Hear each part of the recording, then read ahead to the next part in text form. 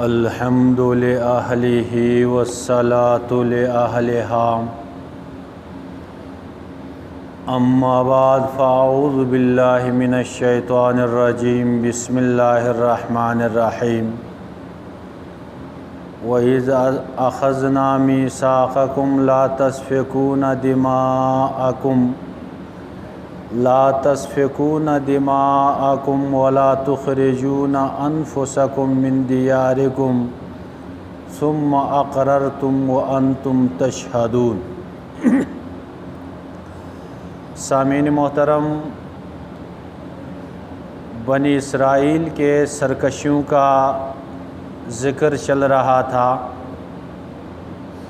اس سے پہلے کئی واقعات ذکر کیے گئے جس میں مسلمانوں کو یہ تنبیہ کی گئی کہ بنی اسرائیل کی جو سرکشیاں تھیں، جو نافرمانیاں تھیں، اس روش پہ نہیں چلنا۔ اگر اس طریقے کو اپناؤ گے دنیا و آخرت میں رسوائی اٹھانی پڑے گی۔ پچھلے درس میں چند اجتماعی معاملات میں ان کے عہد شکنی کا ذکر تھا۔ اس آیت مبارکہ میں بعض احکام جو ان پہ لازم کیے گئے تھے، ان میں سے بعض احکام پہ وہ عمل نہیں کرتے تھے، اور بعض چونکہ ان کے رسم و رواج کے موافق تھے ان پہ عمل کرتے تھے۔ تورات میں سختی کے ساتھ یہ حکم تھا کہ ایک دوسرے کا خون نہیں بہانا، اپنے کسی ہم مذہب کا خون بہانا یہ اکبر الکبائر، انتہائی بڑا گناہ ہے، اس سے اپنے آپ کو بچاؤ۔ اور دوسرا حکم تھا کہ اپنے ہم مذہب کو جلا وطن نہیں کرنا، اس کو حالات ایسے نہیں بنانا کہ آپ اس کو تنگ کرتے رہیں، آخر وہ ترک وطن پہ مجبور ہو جائے۔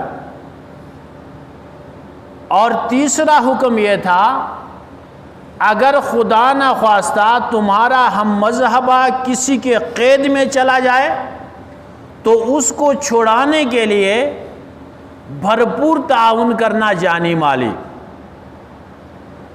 تو یہ پہلے دو حکموں پہ عمل نہیں کرتے تھے، ایک دوسرے کا خون بھی بہاتے تھے، ایک دوسرے کو جلا وطن بھی کرتے تھے۔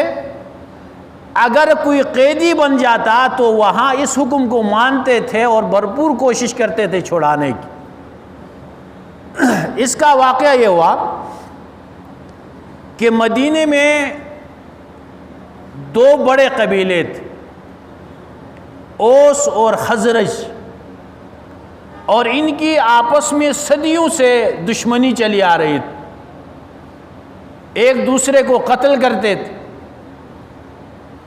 اور ادھر اہل کتاب یہودیوں کی بھی دو بڑے قبیلے تھے، ایک بنو قریظہ تھا، ایک بنو نذیر تھا۔ اور ان لوگوں کی دوستی تھی اوس اور خزرج کے ساتھ۔ اوس کے ساتھ بنو قریظہ کی دوستی تھی، یعنی ایک دوسرے کا تعاون کرتے تھے، اور خزرج کے ساتھ بنو نذیر کی دوستی تھی۔ تو یہ جب اوس خزرج آپس میں لڑنے کے لیے نکلتے تھے تو یہ یہودی ان کے جو دوست تھے یہ بھی ساتھ ہو جاتے تھے۔ ایک طرف پہ بنو نذیر چلے گئے، ایک طرف کے ساتھ بنو قریظہ چلے گئے۔ اب وہاں دوران جنگ جو بھی سامنے آتا ہم مذہبہ اسے وہ قتل کر دیتے تھے. اور دوسرا یہ ہے کہ ان کو تنگ کر کے جلا وطن بھی کیا کرتے تھے. اور تیسرا جب کوئی قیدی بن جاتا تو وہاں پھر بنو نذیر والے اپنے ان دوستوں سے کہتے جو مشرکین میں سے ان سے کہتے کہ یہ ہمارے ہم مذہب ہیں اور آپ فدیہ لے کر ان کو آزاد کرو.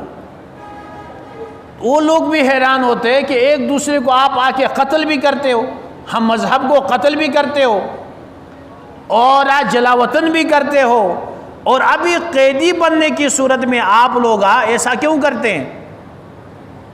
وہ کہتے کہ ہمارے لیے اللہ کا حکم یہ ہے, ہمارے کتاب میں ہمیں جو حکم دیا گیا ہے اس میں یہ ہے کہ اپنے ہم مذہب کو چھڑانا ہے, اور دوسری بات یہ ہے کہ ہم مذہب اگر قیدی بن جائے اس میں ہم عار محسوس کرتے ہیں. تو اللہ رب العزت نے ان کے اس سرکشی کو ذکر فرمایا کہ افتؤمنون ببعض الکتاب وتکفرون ببعض, کہ بعض کتاب پہ ایمان رکھتے ہو بعض پہ ایمان نہیں رکھتے ہو, یہ کیسا ایمان ہے؟ فرمایا وَإِذْ أَخَذْنَا مِيثَاقَكُمْ, جب ہم نے پختہ عہد لیا تھا تورات میں کہ لا تسفکون دماءکم, ایک دوسرے کا خون نہیں بہائیں گے, ولا تخرجون انفسکما من دیارکما, اور اپنے بھائیوں کو جلا وطن نہیں کرو گے, ثم اقررتم, پھر تم نے اس بات کا اقرار بھی کیا, وانتم تشہدون.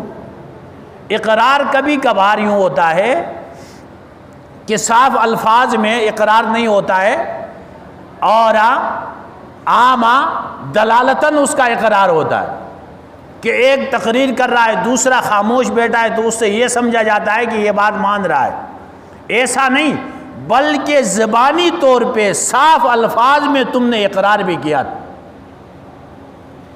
اس اقرار کے بعد ثم انتم ہؤلاء, تم پھر وہ لوگ ہو تقتلون انفسکم, اپنے مسلمان بھائیوں کو قتل کرتے تھے, وتخرجون فریقا منکم من دیارہم, اور ایک فریق ان کے وطنوں سے نکال دیا جاتا تھا, تظاہرون علیہم بالاسم والعدوان, ان کے خلاف دوسروں کی مدد کرتے تھے گناہ اور زیادتی کے ساتھ. اسم کا مطلب یہ ہے اللہ کا حکم توڑتے ہوئے, عدوان کا معنی یہ ہے بندوں کے حقوق کو توڑتے ہوئے. تم اللہ کے حقوق کو بھی توڑتے تھے اور اللہ کے بندوں کے حقوق کو بھی توڑتے تھے. وَإِن يَأْتُوكُمْ أُسَارَىٰ تُفَادُوهُمْ, اور جب کوئی قیدی بن کے آئے تو تم فدیہ دیتے تھے, حالانکہ ان کا نکالنا حرام تھا. افتؤمنون ببعض الکتاب وتکفرون ببعض, کیا تم بعض کتاب پہ ایمان لاتے ہو اور بعض کتاب کا انکار کرتے ہو؟ فما جزاء من یفعل ذلک منکم, اس کا انجام کیا ہوگا؟ تو فرمایا کہ اس کا انجام الا خزی فی الحیات الدنیا, دنیا میں شرمندگی اور رسوائی اس کی مقدر بن جائے گی. وَيُرَدُّونَ إِلَىٰ أَشَدِّ الْعَذَابِ, اور پھر مرنے کے بعد ایک سخت عذاب کی طرف ان کو دھکیل دیا جائے گا. اور اللہ رب العزت وَمَا اللَّهُ بِغَافِلٍ, اللہ رب العزت بے خبر نہیں ہے جو تم کرتے تھے اس سے اللہ غافل نہیں ہے, بے خبر نہیں, اللہ کے علم میں ہے. اور جب اللہ کے علم میں ہے تو اس کا مطلب یہ ہے کہ اللہ تمہیں بدلہ دیں گے. اگر انکار کیا ہے انکار کا اس کو سزا ملے گی، اور اگر اقرار کیا ہے عمل بھی کیا ہے تو اس پہ انعام ملے گا. تو یہ ان کی سرکشی تھی. اپنے رسم و رواج کے اگر موافق ہو جائے اس حکم کو مانتے تھے، اگر رسم و رواج کے خلاف ہو جائے اس حکم کو وہ نہیں مانتے تھے. جیسے قتل کی نوبت آتی ہے وہ قتل کرتے، اور علاقے سے نکالنے کی نوبت آئے تو نکالنے کی بھی کوشش کرتے تھے، اور ایک حکم وہ فدیے والا پابندی کے ساتھ مانتے تھے. عمر فاروق رضی اللہ تعالیٰ عنہ کے دور میں جب مسلمانوں نے ایران میں جا کے جہاد کیا اور بہت سارے مجوسیوں کو قیدی بنایا، ان میں بعض یہود بھی تھے جو مجوسیوں کا ساتھ دے رہے تھے، قیدی بن کے آئے. تو ان میں ایک لونڈی تھی جسے عبداللہ ابن سلام رضی اللہ تعالیٰ عنہ، جو پہلے یہودیوں کے بڑے عالم تھے، انہوں نے اس باندی کو 900 درہم میں خریدا. خریدنے کے بعد جب کوفہ لایا، وہاں ایک یہودیوں کا بڑا تھا، اس سے کہا کہ یہ یہودیہ ہے اور اس کو میں بیچنا چاہتا ہوں 4000 اس کی قیمت، میں 4000 میں بیچوں گا. اس نے کہا یہ تو بہت زیادہ قیمت ہے اور میں اتنے تو نہیں دے سکتا ہوں. عبداللہ ابن سلام رضی اللہ تعالیٰ عنہ نے آہستہ سے اسے کہا وَإِن يَأْتُوكُمْ أُسَارَىٰ تُفَادُوهُمْ. وہ تورات کی جو عبارت تھی پڑھی اور اسے یہ حکم یاد دلایا کہ کوئی قیدی بن کے آ جائے تو اسے چھڑانے کا حکم ہے. تو وہ 4000 درہم دینے کے لیے تیار ہوا. عبداللہ ابن سلام رضی اللہ تعالیٰ عنہ نے 2000 لیے اور 2000 اس کو واپس کر دیے. تو ایمان کے لیے ایجاب کلی ضروری ہے. تمام احکام کا ماننا یہ کمال ایمان ہے، اور کفر کے لیے سلب جزی، ایک جز کا انکار یہ کفر ہے. تو مسلمانوں کے لیے بھی یہ احکام ہے. ہمارے معاشرے میں مسلمانوں کی جو ذلت اور رسوائی کی طرف جا رہے ہیں، تنزلی کی طرف جا رہے ہیں، اس میں ایک سبب یہ ہے کہ افتؤمنون ببعض الکتاب وتکفرون ببعض. ہم نے بعض کتاب کو تو مانا ہے اور بعض کتاب کو ماننے کے لیے ہم تیار نہیں ہے. جب انگریز کا تسلط ہوا ہندوستان پہ، اس نے مسلمانوں کی بڑی تعداد مسلمانوں سے یہ پوچھا کہ کیا تم یہاں کے رسم و رواج